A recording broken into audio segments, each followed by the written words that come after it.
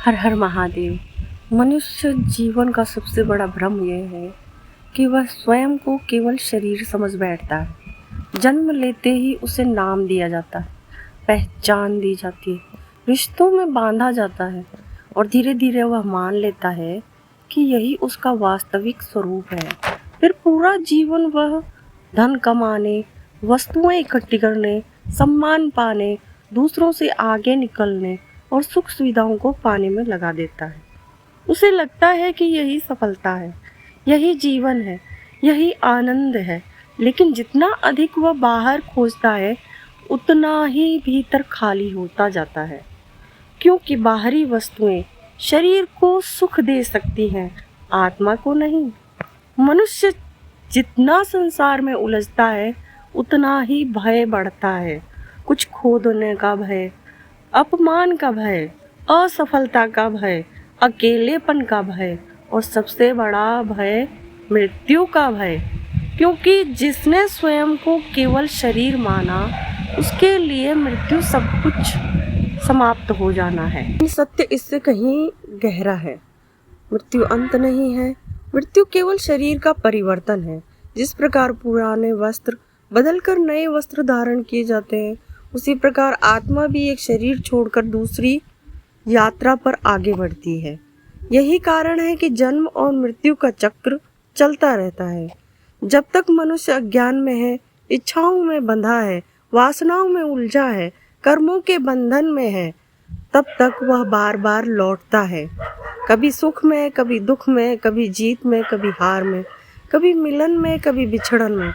लेकिन मनुष्य के भीतर एक और संभावना भी छिपी है। वह केवल शरीर नहीं, केवल मन नहीं, केवल विचार नहीं, उसके भीतर शुद्ध चेतना का प्रकाश है।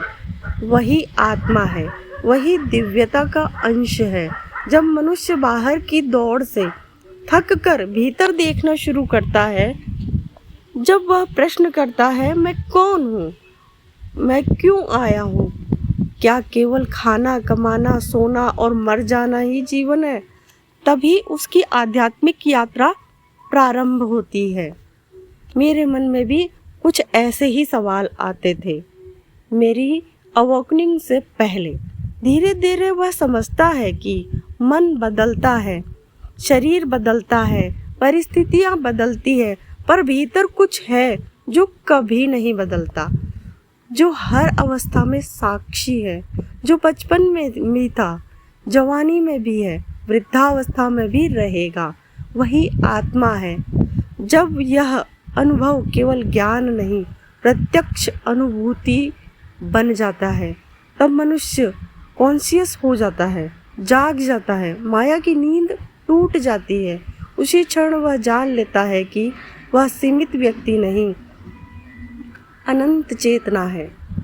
वह अलग नहीं, उसी डिवाइन एनर्जी का अंश है जिससे वह संपूर्ण सृष्टि बनी है। जब बूंद स्वयं को सागर से अलग मानना छोड़ देती है, तब उसका सागर में मिलन हो जाता है। इसी मिलन को मोक्ष कहा गया है। मोक्ष का अर्थ कहीं दूर स्वर्ग जाना नहीं है। मोक्ष का अर्थ है अज्ञान से मुक्त होना, अहंकार से मुक्त होना, भय से मुक्त होना, वासना और बंधनों से मुक्त होना, जन्म और मृत्यु के अंतहीन चक्र से मुक्त होना।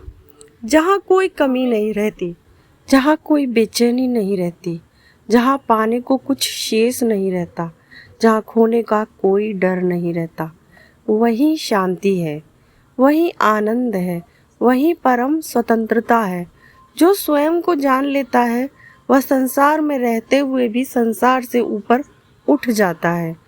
वह कर्म करता है पर बंधता नहीं, वह प्रेम करता है पर स्वार्थ से नहीं, वह जीता है पर भय में नहीं। तब जीवन भी पूजा बन जाता है और मृत्यु भी केवल एक द्वार रह जाती है। इसीलिए जागो, अपने भीतर उतरना सीखो, ध्यान करो, साक्षी बनो, अपने वास्तविक स्वरूप को पहचानो। क्योंकि जिस दिन तुमने स्वयं को जान लिया, उसी दिन तुम्हारा जन्म सफल हो जाएगा, उसी दिन मृत्यु का भय समाप्त हो जाएगा, उसी दिन तुम मुक्त हो जाओगे। यही मोक्ष है, यही सत्य है, यही जीवन का परम उद्देश्य है।